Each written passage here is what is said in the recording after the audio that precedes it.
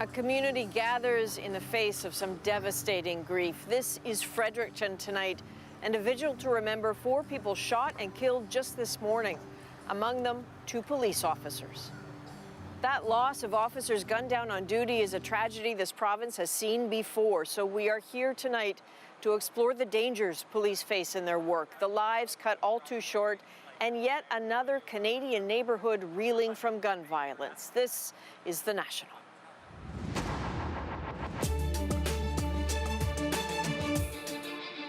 And that is the Fredericton apartment complex we're talking about. There's shell casings still on the ground this evening. It remains an active crime scene tonight. In this neighborhood, this city, they are all united in grief, remembrance, and a fair amount of confusion. Many community events, like an evening baseball game and a fundraiser, have been canceled or postponed out of respect. This has become a night of reflection after a beautiful day turned very dark. Shortly after 7 this morning, the crack of gunfire shattered the quiet of this place, blowing holes in windows, sending people scrambling for cover. Then about an hour later, 4 people were dead, 2 civilians and 2 police officers sworn to protect them. Tonight, we're trying to dig into all the angles on this story, the investigation, the community, and the many, many questions that remain. And we begin our coverage with what we know, of course, about the victims, including those dedicated police officers committed to frontline public service and all the risk that comes with it. 4 people were killed, including 2 Fredericton police officers. 45-year-old Lawrence Rob Costello was a 20-year veteran who worked on all kinds of cases, missing persons, robberies, extortion. At one time, he was a key member of the RCMP's Internet Child Exploitation Unit. Costello posted online memorials to other officers killed on duty, including those killed in Moncton in 2014. He leaves behind a partner and 4 children. 43-year-old Sarah Mae Burns joined the force just 2 years ago. She helped raise money for Liberty Lane. That's an organization that provides housing for victims of domestic abuse. She was married and she had 3 kids. But we know very little tonight about the other 2 victims in this tragedy, a man and a woman. He has been identified as Donnie Robichaud. So tonight, there are so many of those unanswered questions. We have questions about the suspect, certainly about the gun, definitely about the motive. And so Kayla Hounsell is here now with what we know about the investigation. This North Fredericton neighborhood was quiet until just after 7 when police responded to gunfire at an apartment complex. I heard somebody scream, and then after the second one, there was no more sound. And then not too longer after that, more shots started ringing out. Officers Rob Costello and Sarah Burns were first on the scene. About an hour later, they and 2 other people were dead. This is the worst moment for any chief of police and any police agency to have to deliver this news. Now, while a city grieves, investigators try to piece together what happened, sharing what they know this afternoon. Around 9:30, Fredericton police force entered an apartment and arrested a 48-year-old man from Fredericton. He was taken to the Dr. Edward Chalmers Hospital and is undergoing treatment for serious injuries.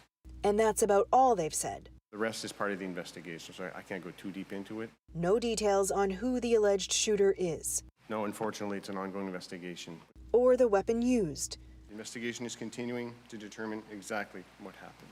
The RCMP have taken over the investigation from Fredericton Police, but they too had little to offer in the way of details. Their focus now, gathering as much evidence and information as possible from the scene and from the public. I'm still lost for words. I have no clue what to think after seeing what I saw. It's traumatizing. It's very traumatizing. And Kayla, I guess as if to underscore your point, people are still not being allowed back home. That's right, Adrian. As we can see, this remains very much an active investigation tonight. Police are actually asking members of the public to submit any video or any photos that they have to help them piece together what's happened here. And while this investigation continues, this stretch of road that we're on here remains closed, which means 50 people who live here cannot go home tonight. So city officials and members of the Red Cross have found places for them to stay.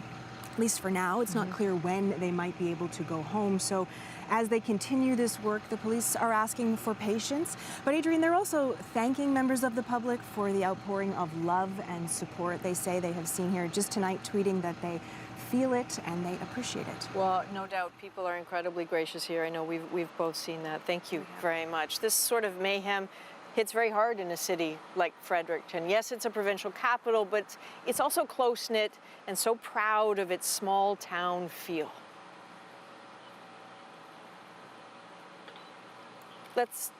Let's take a second to get our bearings then. The downtown area is south of the St. John River. South of there, you'll find the regional hospital where the victims were taken, but we're north of the river in what's seen as a quieter part of town. Brookside Drive is a very long street that cuts through this residential neighborhood. It's now really the focus area of this tragedy that has this entire city reeling. So here is the CBC's Harry Forstell with the impact on the community.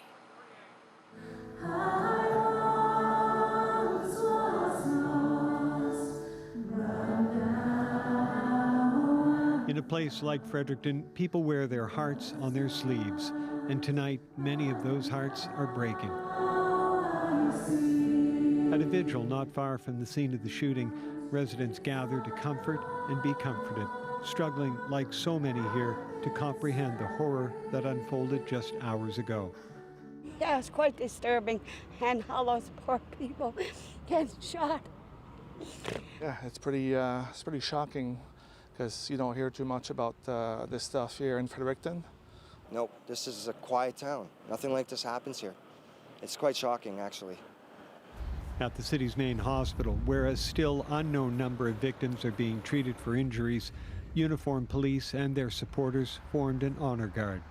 And during this most difficult time, and this dark time, I can say with certainty that the citizens of Fredericton were being exceptionally well served, and that those that were killed this morning were taken very good care of.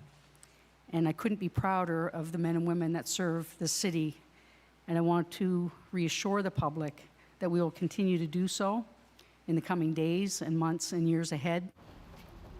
Outside police headquarters, a growing tribute of flowers and messages of support meant to heal a gaping wound. We were watching this morning the events as they unfolded, and our hearts are broken. We just wanted to pay our respects. This is awful. Things like this don't happen in Fredericton. But they do. And today, with his city in shock, Mayor Mike O'Brien called for unity in the face of overwhelming tragedy. In this community, we grieve together, but we'll heal together as well. Today, we saw something tragic. In the near future, we'll see the best of our community come forward. We always do. Harry, there are echoes here, obviously, of Moncton. It's impossible now to talk about Fredericton without talking about Moncton. Without reference to that terrible tragedy, how could there not be that in the backs of people's minds on a day like today? Of course, 4 years ago in Moncton, 5 RCMP officers shot, 3 killed, 2 wounded. It was a terrible event, not just for Moncton, but for this whole province, for that matter, for the Atlantic region of Canada. So today, when we began reporting on this, that was the dread that maybe there were more. Of course, there were still people injured in hospital. We have no idea what their condition is.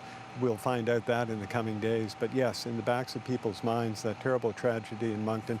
And I think we're going to see an outpouring of support from that city, but also an outpouring of grief here as it really hits home what people have been through with this experience, Adrienne. Well, you, my friend, have been through a lot today. We've watched you all day long. Some of those terribly poignant scenes at the hospital of those police officers lining and saluting and standing at attention when the chief arrived, waiting to address her and supporting each other. What has struck you about this day? What you realize in the progress of events through a day like this, even as a reporter, what strikes me is how this is a city with the heart of a town. This is a small, intimate place, and no matter how big it gets, you realize there are very few degrees of separation between people. You talk to people and they tell you, yeah, I know someone in the RCMP. You know, my brother-in-law is in the city police force. So this is close to them, too close to home. And when you see events like the police officers lining up in front of the hospital, It's very, very emotional. People feel these events here, whereas in a much larger city, they might not. But as I say, Fredericton is a city with the heart of a town. Right. Well, this is a country of neighborhoods, too. Yeah. Too many neighborhoods going through this. Thank you, Harry. Now, let's hear a little bit more from someone who was in the building right next door when those shots were fired. Justin McLean, he's 19. He's our witness. I was actually just sleeping in the basement and I woke up to hearing gunshots. I woke up and looked outside my window and there was a cop standing there with a gun. So I just figured, I was like, okay, something's going on. Anyway, I went around my back window and looked out and I saw 3 bodies laying there and I was just like, holy moly, what's going on? And then they pulled up with their armored vehicle to put the body inside of it, like get him to safety. And they couldn't lift him, so I went out and tried to help them, and that's when the shooter proceeded to shoot again, and then they just threw me in and evacuated me, and I've been here ever since at Tim Hortons. So did you see the shooter? I never saw the shooter. I saw the barrel of his gun pointing out of the window. That's all I could see. Whenever police are killed in the line of duty, a blue ribbon is used to honor that loss. Today, it was in full view on Twitter as police forces right across this country paid tribute to Fredericton's 2 fallen officers. And at many police headquarters and government buildings, flags are flying at half-staff. Now, today's shooting certainly illustrates just how dangerous policing can be. The call came in around a shift change. The 2 officers happened to be in the station. They jumped into a cruiser together and they were the first on the scene. Now, CBC News has been looking into police deaths across Canada, analyzing 40 years worth of data. And as Katie Nicholson tells us, to serve and protect means constantly facing the risk. Policing is a risky job. The shooting in Fredericton, a stark reminder of the dangers men and women in uniform face on the job. Now, we analyzed the data from the numbers of officers who were killed on the job in Canada since 1975. Here's what we found. Since 1975, 101 officers have been murdered on the job in Canada. In 84% of those cases, the officer was shot. And the data tells us these fatal encounters catch the officers by surprise. Most of those police officers didn't have a chance to defend themselves. Only 1/3 drew their weapon or fired before they were killed. Among the most dangerous calls an officer can respond to, robberies. 1/4 of police homicides occurred during robbery calls. And then there's domestic assault calls. They're the second most dangerous. They represent 14 of the deaths in our database. The shooting in Fredericton claimed the lives of 2 officers, 1 man and 1 woman. Since 1975, only 4 female police officers have been murdered on the job. And most of the officers who were killed on the job aren't veterans. The data tells us they have roughly 8 years of experience under their belts. These are the first Fredericton police officers to be murdered on the job since 1975. Now, overall, it's the larger police forces that see the most officer deaths in Canada. The RCMP, whose members often go out on solo calls, represent nearly 30% of the officers murdered on duty in our analysis. So Katie joins me now. Katie, how rare are these types of police deaths? Well, policing is actually much safer than it was decades ago. In the 70s and the 80s, it wasn't uncommon to have 4 or more police homicides a year. Now, since the mid-90s, there tend to be 1, sometimes 2 a year, with a few notable exceptions, where we see deadly events like the Moncton deaths or the Mayerthorpe tragedy in Alberta in 2005. Now, in the U.S., about 1 officer is murdered per week. Even when you adjust for population, there are still 2 to 3 times more police homicides in the U.S. compared to Canada. But as Fredericton has shown us, tragedies still strike police in Canada, and the numbers only tell part of the story. Okay, well, listen, Katie, thank you very much. As we have mentioned, this deadly police shooting comes 4 years after Moncton. So this city, this province is coming to terms with how it happened again. I spoke with the Premier of New Brunswick, Brian Gallant, just a short time ago. Premier, thank you for joining us. We're terribly sorry to be meeting like this. I know you've had a really long day and you've been out speaking with people in this community. What are they asking you for? Well, thanks for having me. People are offering their condolences. Obviously, I think they're offering them to me, so I can pass them on to all New Brunswickers, to the City of Fredericton, and to the Fredericton Police Force. People are also, of course, asking how this happened, why this happened.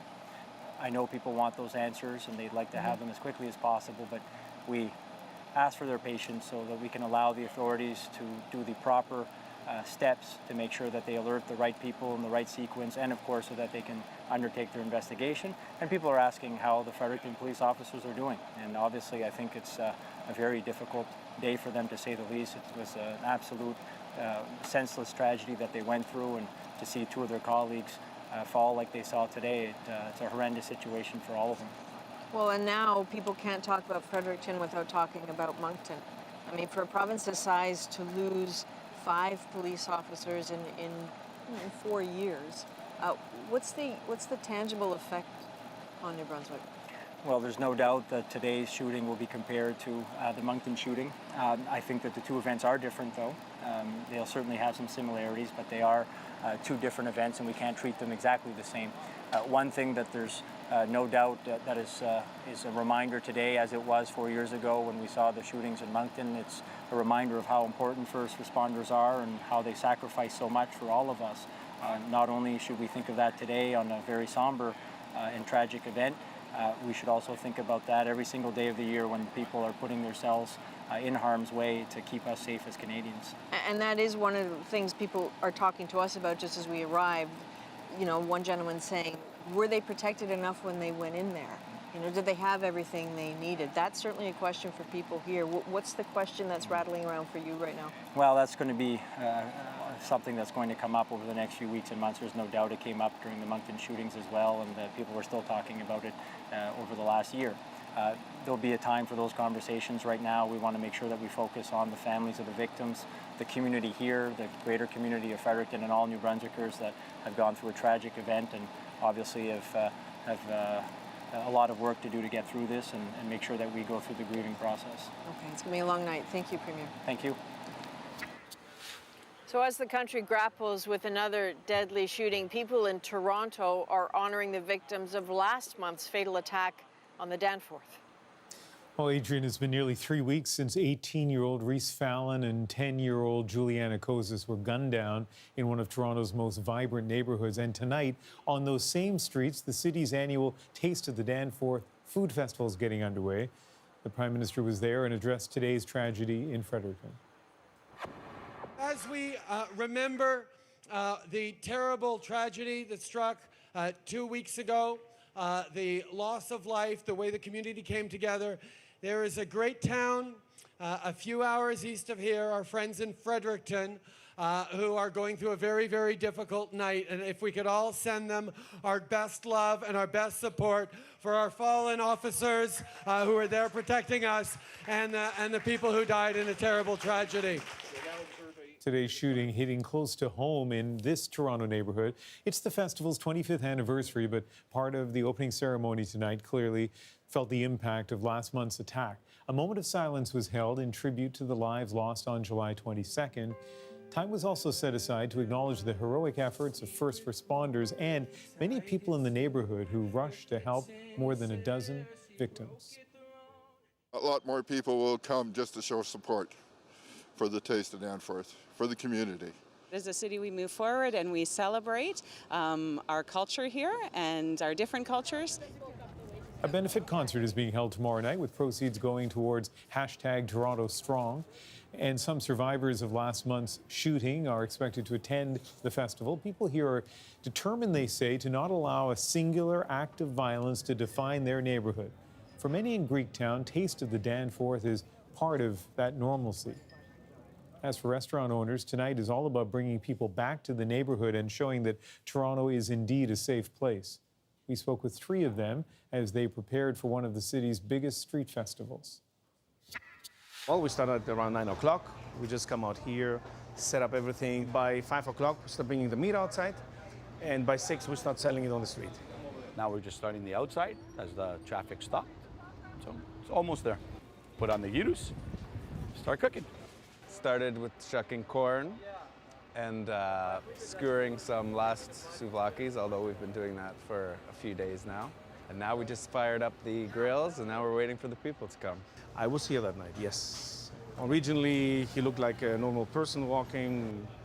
I was thinking was nothing going on, like, okay, somebody's walking. And then suddenly, he just pulls a gun and was shooting straight down to the area where I didn't know. You want to cover yourself. You want to protect yourself. And you look around if everything is okay. And then if you are dealing in a place like having a restaurant, you're going to make sure also your clients are all okay.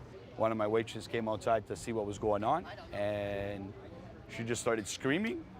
And we got all the customers, started yelling, whatever, and everybody sort of started running to the back. And we sent them all into the basement, which we felt was the safest place for them as far as what was happening.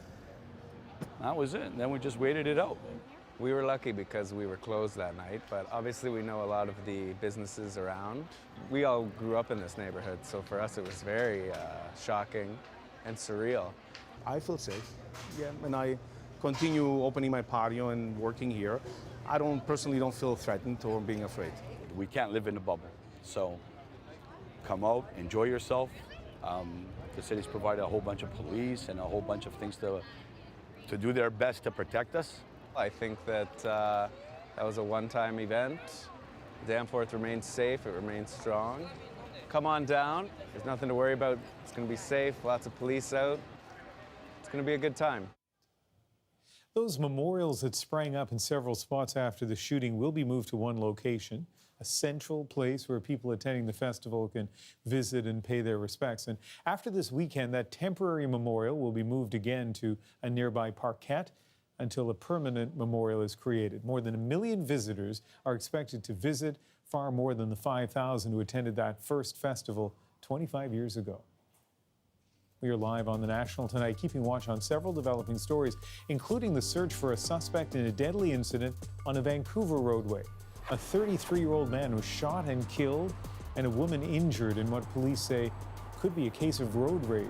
Investigators say they're still piecing together what led to the shooting, and they're appealing for any dash cam video that would help.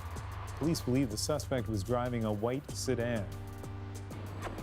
Also tonight, a Tesla shareholder is hoping to launch a class action against the company and the CEO, Elon Musk, accusing them of manipulating the company's stock price.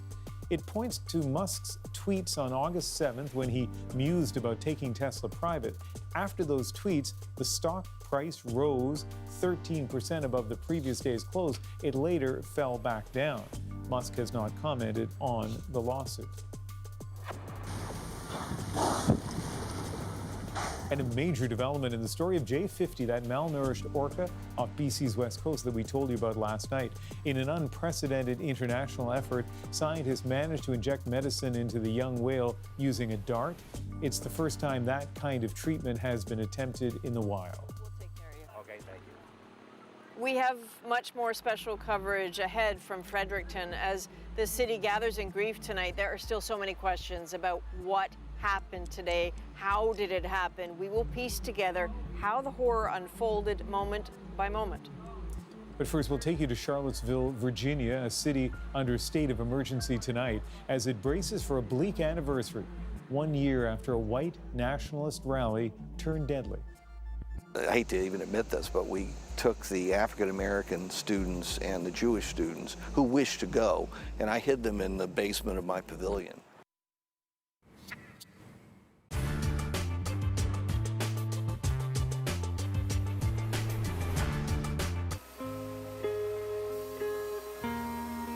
The grain ran for 70 years, so that grain running over the timber created some amazing patterns. It was being buried and burned and basically just discarded. This was the leg where the grain would run up and down the elevator for all that time. So I turned it into the top for our buffet. The smoothness of it can't be replicated. You know, the natural function of grain wearing down that beam, and it just carved this away, just kept carving and carving. It started with a dream to build a timber frame home. So I started looking, and a friend managed to get the Vulcan grain elevator, and he offered it to me. So I went and saw all this material, and I said, my eyes got big, and I said, absolutely. So I got that, and it wasn't enough. So the search began. And it led me to demolition companies who were supplementing their work in the winter by demolishing these elevators. So for 2 years, I had the onerous job of collecting these elevators. The staircase that we're standing in front of here used to be pallets that came from Australia, eucalyptus. It's quite rare, amazingly strong, incredibly heavy. 29 feet to the rafters. I put 11,000 hours into the construction of this house. That was a lot of work, but I'm happy with the result.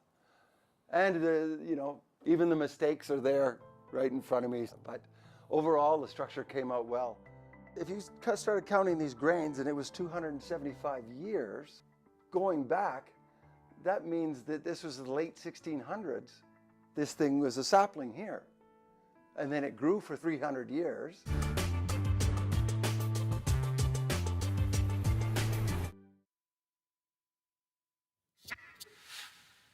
There's a sense of unease in Charlottesville, Virginia tonight as it prepares to mark the anniversary of last year's violent rally by white supremacists. Extra police are on patrol and the city is in lockdown. A year ago Sunday, hundreds of far-right demonstrators gathered in Charlottesville, carrying torches and shouting racist and anti-Semitic slogans. One counter-protester was killed when the demonstration turned violent. Far-right groups plan to gather again, this time in the U.S. Capitol, but as Thomas Dagla reports, Charlottesville is still on edge. Reminders of history for some, symbols of oppression for others. Yes, those Confederate monuments still stand. With their muted expressions, they acted as a focal point of the anger that led to the chaos a year ago. Now they speak to the city's lingering unease. Until we can come up with usable solutions, then we'll never really move forward. Nearby, a sign Charlottesville is still grieving. Words and flowers in memory of Heather Heyer, the counter-protester run down a year ago on the street that now bears her name. As the anniversary of Heyer's death approaches, the memorial grows, and her allies worry about what's to come. I have gotten threats, almost constantly. I would say like at least 3 times a week. White supremacists canceled plans for an anniversary rally here, but police are bracing in case there's still trouble. Charlottesville is under a state of emergency for the weekend with no parking signs already up. In fact, no vehicle is being allowed into this area, the downtown core. Police are going to be monitoring everyone coming in and out. Weapons are banned, everything from bats to knives and paintball guns, everything but real guns. With the downtown around it shut, this flower shop will be open Sunday. The owner sees it as an act of defiance. Something horrible happened here and we're not going to go run away and close our shops. Like, I'm going to be open and I'm going to give out free flowers. Across town, the University of Virginia last year saw the infamous rally that started it all, with tiki torches lighting the statue of school founder Thomas Jefferson. This time, barricades form a maze on campus, and there's no getting close to that statue. A way to prevent the mayhem witnessed by Professor Larry Sabato. Hundreds and hundreds of young men praising Adolf Hitler and saying the most outrageous things. The memories still vivid. I hate to even admit this, but we took the African American students and the Jewish students who wished to go, and I hid them in the basement of my pavilion. Some are hopeful. Now that racism has been exposed here, it's being rooted out. This weekend will be a test of that. I get death threats every day. We've had bomb threats at my daughter's school. I get people sending me crazy messages every day. It's difficult. The water's a little muddy, but before we can get to clean water, you got to go through the mud. The divisions here have deep roots, and they've been unearthed again for all to see. Thomas Dagler, CBC News, Charlottesville. As we mentioned, the Unite the Right group has canceled their rally in Charlottesville on Sunday. They're holding it in Washington instead. They plan to march in Lafayette Square, right across the street from the White House. The U.S. National Park Service has granted them a permit, allowing up to 400 people to take part. Former Ku Klux Klan Grand Wizard David Duke is among those scheduled to speak. Federal officials have also given permission for 2 counter-protests to take place. ahead tonight on The National. New mothers are warned about the risk of postpartum depression, but tonight there are calls to warn fathers as well. We'll look at the research and the recommendations. First, though, we'll have more special coverage from Fredericton, where the community has really come together tonight to try and heal, most importantly, to support one another. They're also getting support from across this country, with people sharing their thoughts with the hashtag Fredericton Strong. On such a sad and dark day, we wanted to show our support with some pretty flowers and some kind words for the people who keep us safe. We owe them our gratitude for their sacrifice. New Brunswickers are mourning with you. Sending thoughts and prayers from Ontario to the people of Fredericton. Fredericton strong.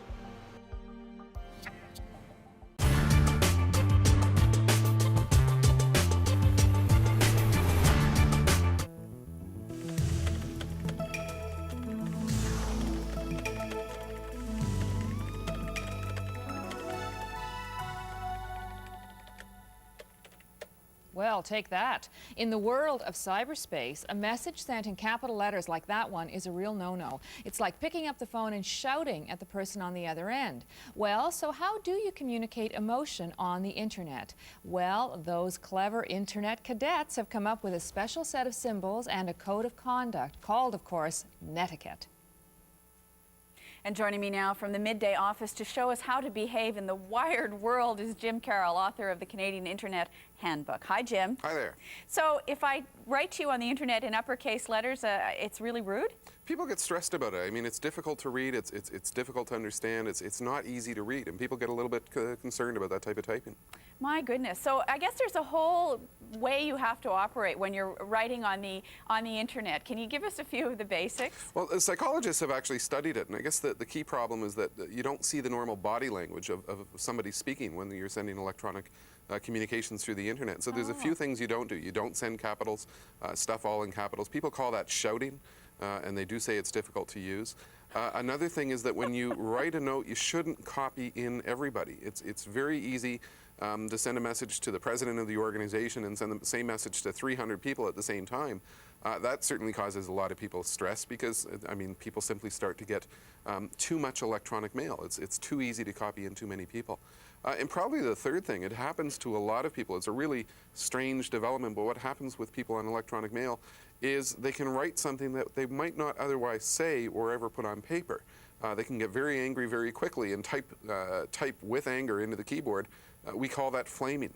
And inevitably, somebody's flaming. Somebody does it at some point. At some point, somebody using electronic mail will send something, and they'll really regret it later because they'll say things that they didn't mean to say.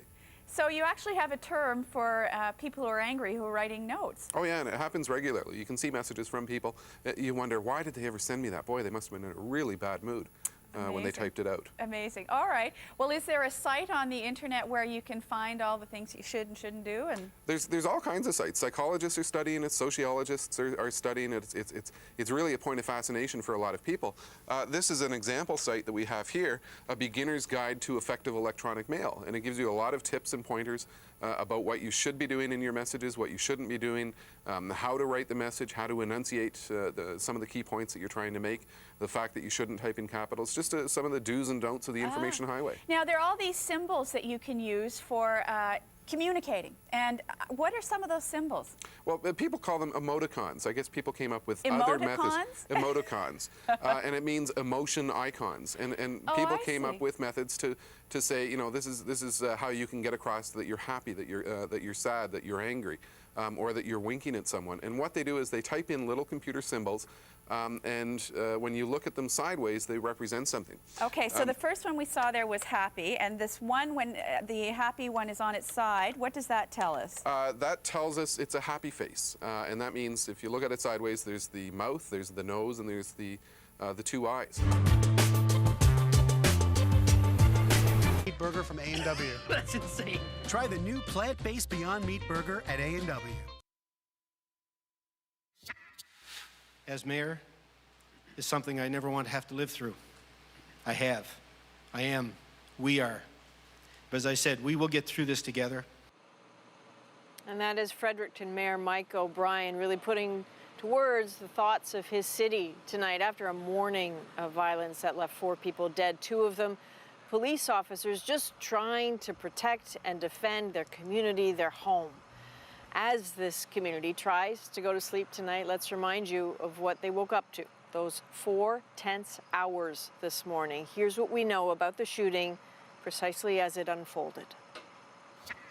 I was woke up at 7:07 this morning by shots. It sounded like they were coming out directly from outside of my bedroom window. Just after 7 a.m., a call went out to Fredericton police. Shots had been fired. At 7:10, 2 officers responded to this apartment complex. It has 4 buildings, A, B, C, and D. All the shooting, says one witness, happened around the C building. When those officers arrived, they found 2 bodies. That's when the shooting started again. How long did it last? I want to say like 15, 20 minutes. And then it stopped for a while. Then the first public warning from police, avoid Brookside Drive because of an ongoing incident. 6 minutes later, a much more direct warning, lock your doors. More shots followed on and off. The police was telling everybody to stay low and away from your windows. John Gibbons from his home near those buildings saw this, an armored vehicle with heavily armed officers. 3 of them went into the building, and then I believe then the tear gas started. I imagine they were flushing them out. At 8:17, the first few tragic details started to trickle in from police. Multiple fatalities. Then a little more specific, at least 4 people killed.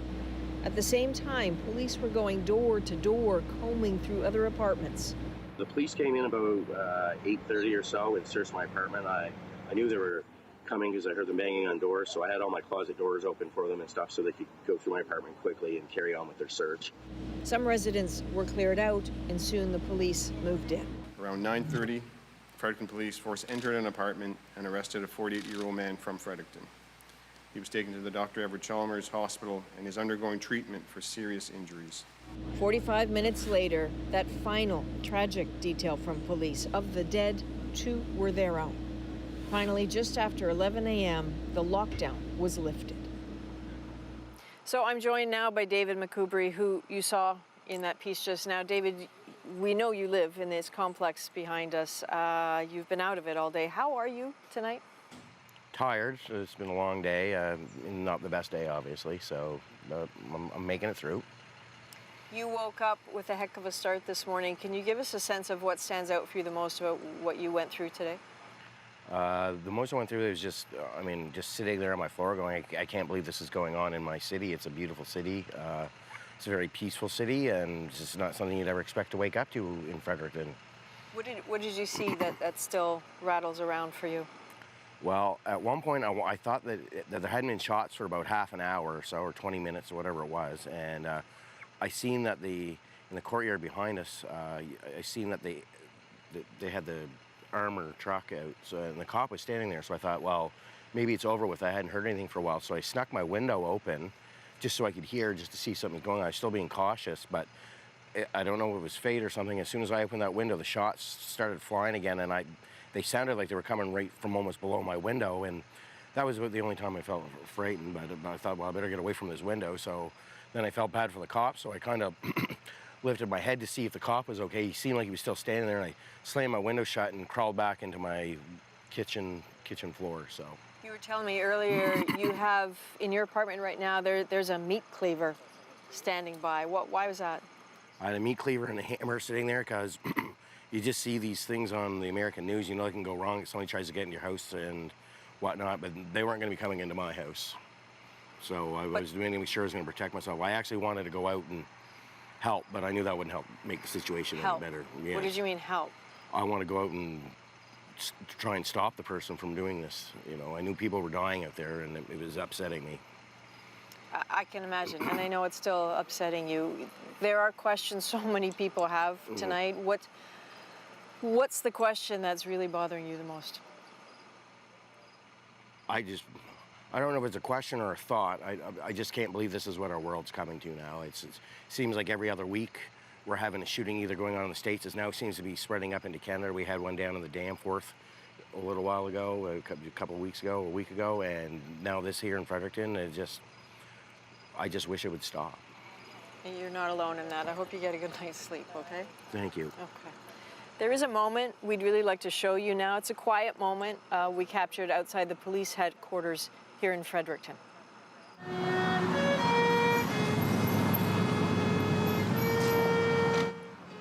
It's a tribute from a fellow first responder. This paramedic walked up to the growing memorial. He opened up his violin case, just started playing. We will hear from him a little later on The National.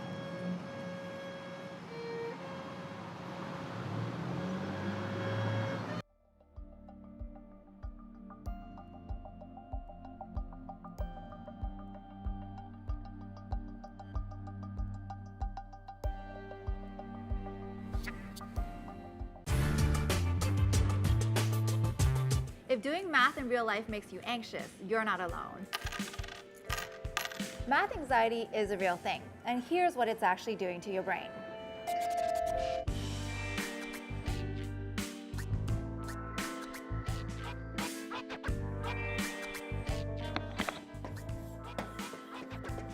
Experts say that math anxiety is the urge to avoid numbers.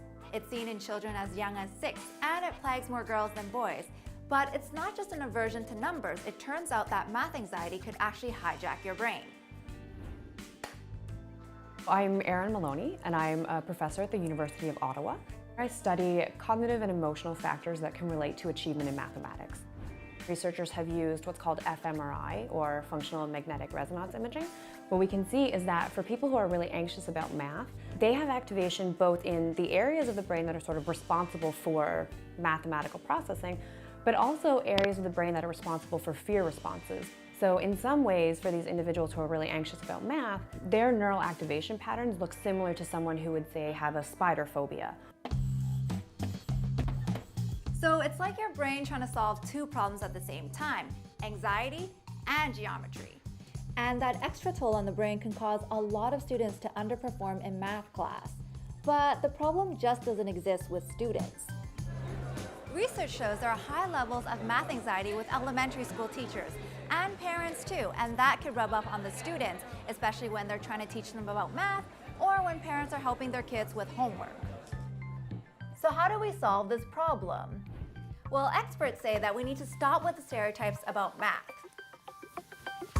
Often, people who are really anxious about math will endorse stereotypes about math. So for example, they'll endorse the stereotype that some people just aren't math people.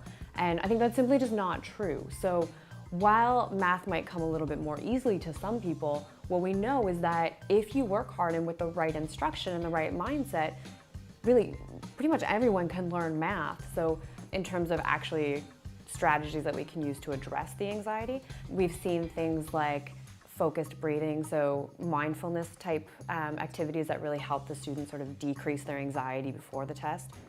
So the next time the waiter hands you a bill and you don't know how much to tip, don't fret. Try relaxing, and that way you could tackle the problem with a clear mind.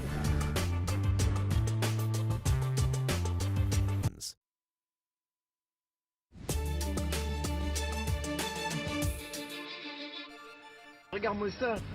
La rivière à côté du studio, c'est dégueulasse. We're live on The National tonight and tracking the latest out of France, where 1,600 people have been forced to flee flash flooding. Many of them were campers, including about 119 children who had to be rescued when their campsite was swept away. Search teams are still looking for a 70-year-old German man who was also camping. Officials in California say they can't get ahead of the holy fire burning south of Los Angeles. It has exploded to almost 7,300 hectares, and only 5% is contained. 21,000 people have had to flee. Meanwhile, the man accused of starting the blaze appeared in court today, where he pleaded not guilty to criminal arson. And Calgary broke its all-time heat record today, hitting 36.4 degrees just after 5 o'clock local time. The previous record was set in July 1919 and again in July of 1933. Much of the province is also dealing with poor air quality as smoke blows in from those BC wildfires. We've all heard of postpartum depression affecting new mothers, but according to new research, it's an issue for some fathers as well. It's one of the topics highlighted at this week's American Psychological Association conference. As Cass Russi tells us, many fathers are reluctant to admit they need help. Hey! Come on, you can do those smiles. Hi! First-time father Eric Guite is spending some quality time with 5-month-old son Oliver. Good for dad and good for mom, who's back at the house getting a much-needed nap. I don't think she got very much sleep last night, so trying to let her have a few minutes alone. For most parents, having a baby is cause for celebration, but it can also be a stressful time, and not just with moms. New fathers, too, can experience some form of depression after their baby's born. It's not exactly clear what causes it, but roughly 10% of new dads experience postpartum depression, and research shows it can linger for up to 6 months after the birth of a child. Fathers will also experience depression differently than mothers, says this U.S.-based psychologist. Many times they'll experience it in what's called male masked depression. So symptoms of anger, frustration, irritability, as well as social isolation, increase in substance use. Singley says postpartum depression in fathers has been a long overlooked public health issue. There's so little information about it. Nobody really gets training about the father's role in the reproductive mental health process.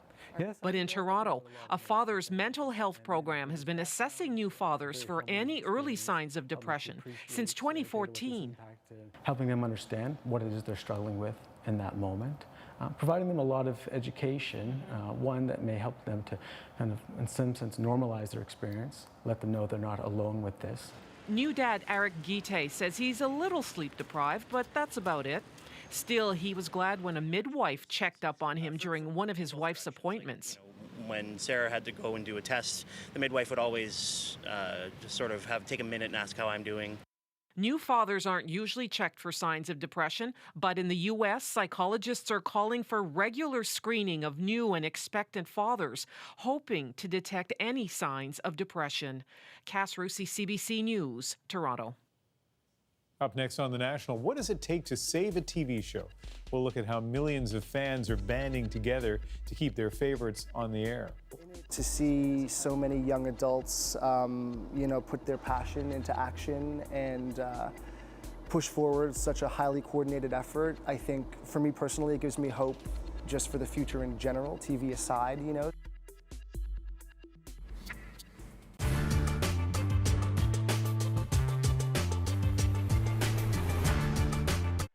You won't see events like the 1-foot high kick, the snow snake, or the grueling knuckle hop at the Winter Olympics. To see them, you'll have to look north, to the Arctic Winter Games. Every 2 years, the Arctic Winter Games bring together competitors from around the circumpolar world. About 2,000 athletes take part in these games, representing 7 countries, 3 territories, 2 provinces, and 1 U.S. state. They compete in sports like volleyball and basketball, but also the traditional sports of the Dene and Inuit. Of the 33 sports at the Games, 16 of them are traditional. So how do you start an Arctic Winter Games? The idea came from officials from the Yukon and Northwest Territories who were tired of watching their athletes lose to the bigger, richer provinces. And at the 1967 Canada Games, Yukon's Cal Miller had a brainwave. And I said, I think I've got the best idea since the invention of 7-Up. 3 years later, Prime Minister Pierre Trudeau opened up the first Arctic Winter Games in Yellowknife. Courage and energy to survive. And this is only one example of the way in which the North has progressed in the past century. And ever since then, the Arctic has come together to share their traditions and culture and compete for gold, silver, and bronze ulus.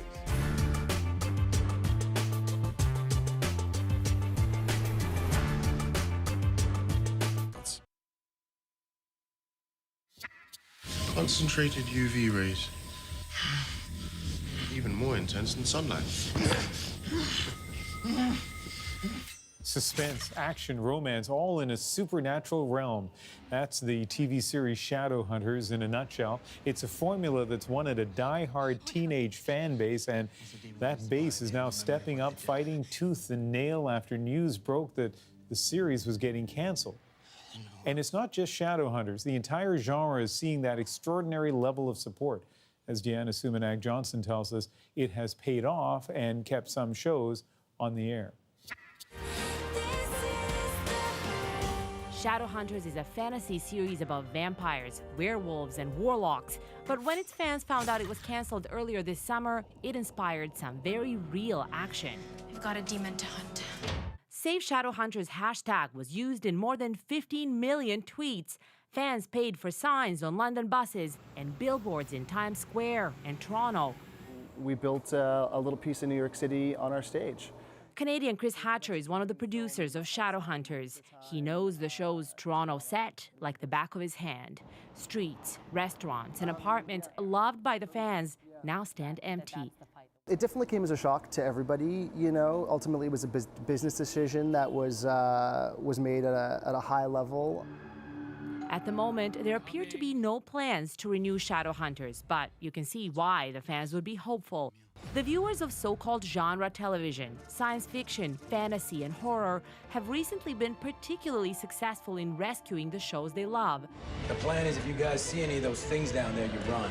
The Expanse, a critically acclaimed show that takes place in space, got canceled, then picked up for another season earlier this summer after an ambitious fan campaign. This stuff's kind of cool. Both of these shows are filmed in Canada, now the go-to place for the crews who know their stuff with props, set design, and prosthetics essential to genre television. They've also mastered the magic formula. One part escapism, one part relatability, says this TV writer. I think it all comes down to creating a world that people want to engage with, and it's something that's outside of the normal. That sense of being in an alternate realm, while also still delivering relatable characters and relatable scenarios. With Shadowhunters, for example, what fans like Maria Jose Garcia rave about is its portrayal of same-sex relationships. There's some characters that are gay, bisexual, lesbian, like all these different sexualities, but those qualities never define them as characters. But even with all that, a show's future in the competitive television landscape is always uncertain. For the Shadowhunters Toronto producer, there are rewards, even if the show is not extended. Among other things, the fans donated $20,000 to a suicide prevention project for LGBT youth, something they felt was in the spirit of the show. To see so many young adults, you know, put their passion into action and push forward such a highly coordinated effort, I think for me personally, it gives me hope just for the future in general, TV aside, you know. Shadowhunters fans will have something to feast on no matter the outcome of their campaign. 10 more episodes of the show, plus a 2-hour finale, have yet to air on Netflix. Deanna Sumanag-Johnson, CBC News, Toronto. Up next on The National, we'll have more from Adrian in Fredericton. First, though, a reminder about our newsletter. The National Today takes you inside our journalism in the afternoon, goes deeper on some of our top stories and highlights stories you may have missed. Today was the controversial comments by Boris Johnson that could see Britain's former Foreign Secretary booted out of his own Conservative Party. Subscribe to our newsletter at cbcnews.ca/The National.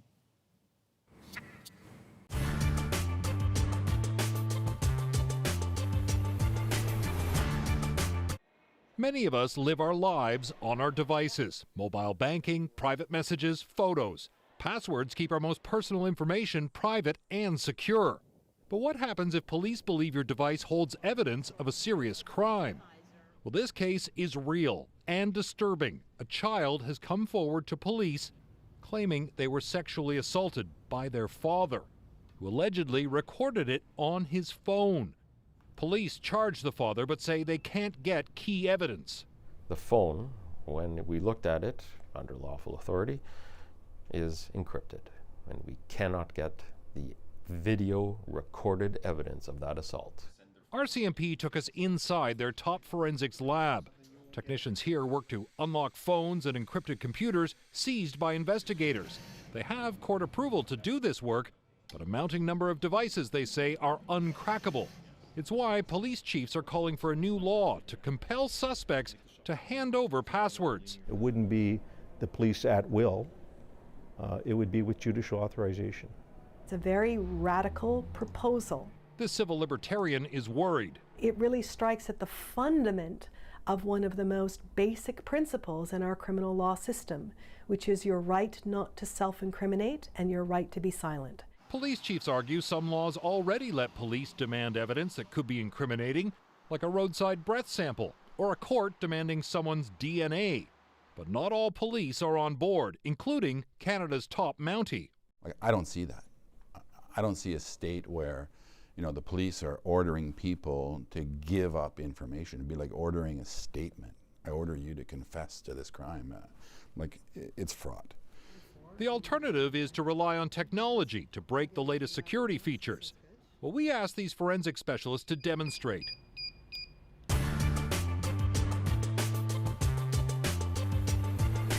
Discounts or 0% financing for 72 months, plus $3,500 in discounts.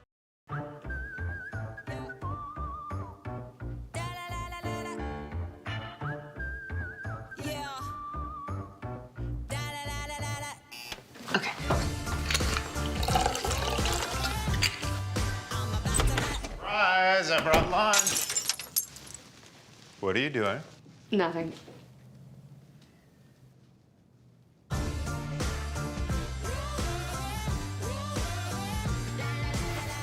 Celebrate summer with the CBC TV app. You know what? Let's sit over there.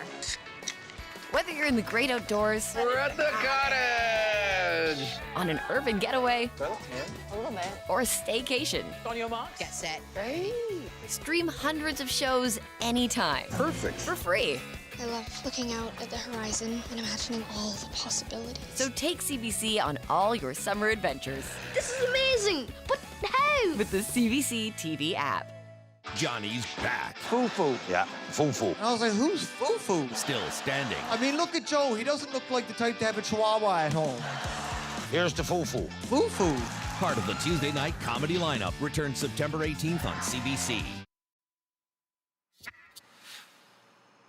In moments of grief, it is really hard to find the right words, and that was certainly the case for one man as he stood outside the growing memorial in Fredericton today. So instead, he did what he could. He turned to music. Brian Fournier is a paramedic with Ambulance New Brunswick, and he decided to take out his violin and just play. We spoke to him as he started his shift this evening, and this is our moment. I just wanted to offer my support in any way I could. I put the cards down in front of everybody else's flowers and things like that. I just took the violin out and decided to play something that was on my mind. My best friends are first responders, so when something like this happens, it really feels like a piece of your family is torn away. Whether it's fire, paramedics, or police, we're really out there for the public, and we really appreciate your support. It's a very sad situation, but I know we'll get through it because Fredericton is very strong. I really love my 911 family, and I'm really thankful for the unbreakable bond we all share together.